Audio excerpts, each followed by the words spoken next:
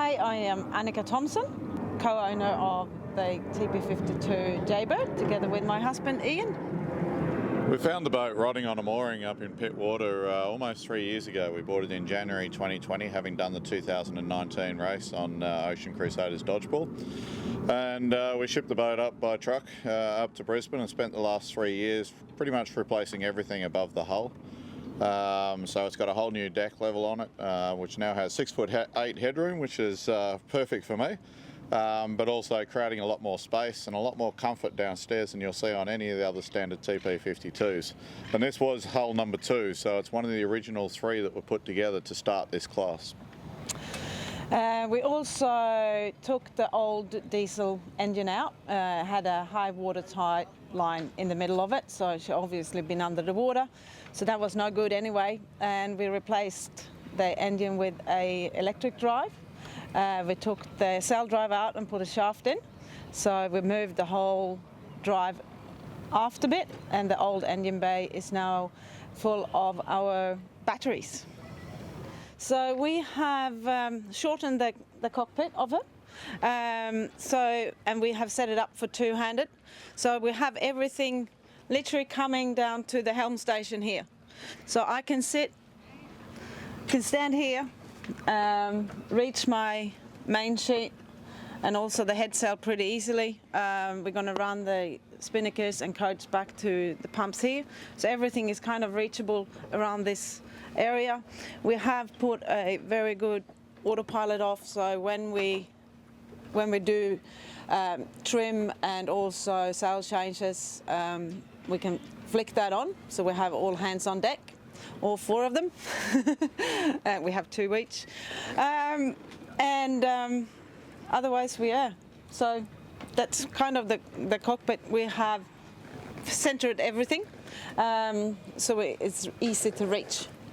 First thing is that we moved the steps backwards. They used to come down about where Annika's standing, and the engine bay, the old engine bay, is now our battery box. So you can see on the floor we've got 6 of our blue lithium batteries. There's actually 10 of them in total, giving us 22.5 kilowatt of batteries to run our electric drive at 48 volt. They're all watertight in a fireproof box down there. But taking the staircase back has given us so much space and opened up the whole boat.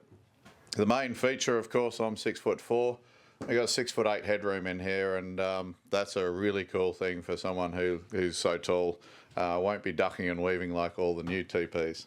Apart from that, sitting behind me, a little bit of fame here.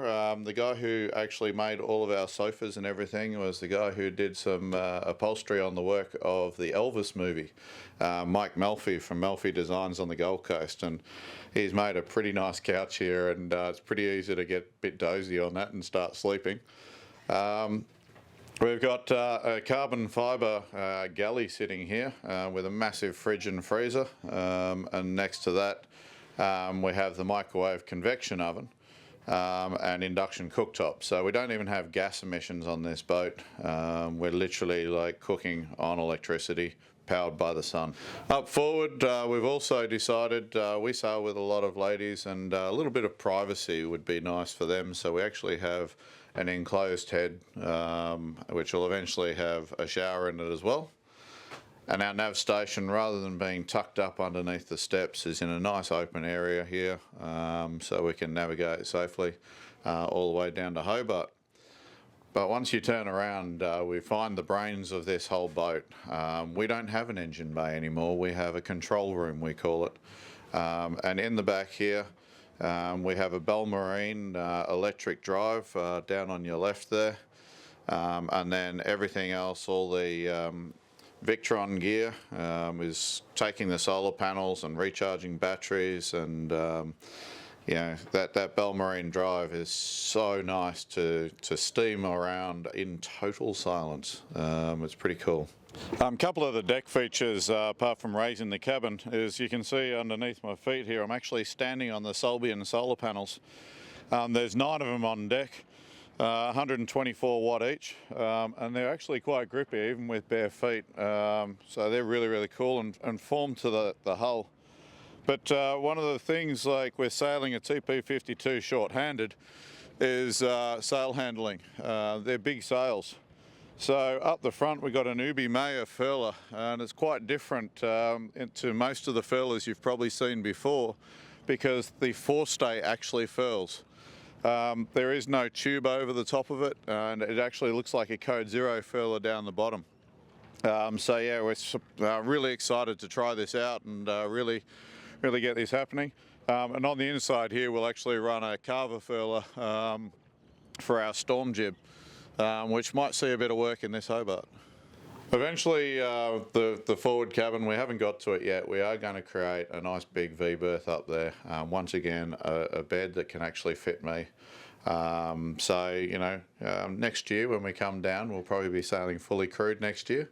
But there'll be a nice big bunk up the front there that we can have a nice kip on halfway across Bass Strait. So it's a very different TP52, but we love it. It's definitely our boat. It's been 3 years of basically the two of us building it, and we're grateful for all of our supporters for helping us, but more importantly to all our volunteers who have helped clean up our waterways. And together every yacht should be trying to take as little plastic down to Hobart as possible.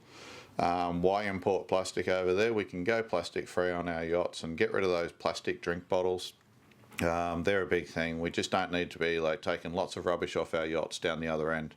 Let's look after our oceans, and let's see lots of electric boats in the future.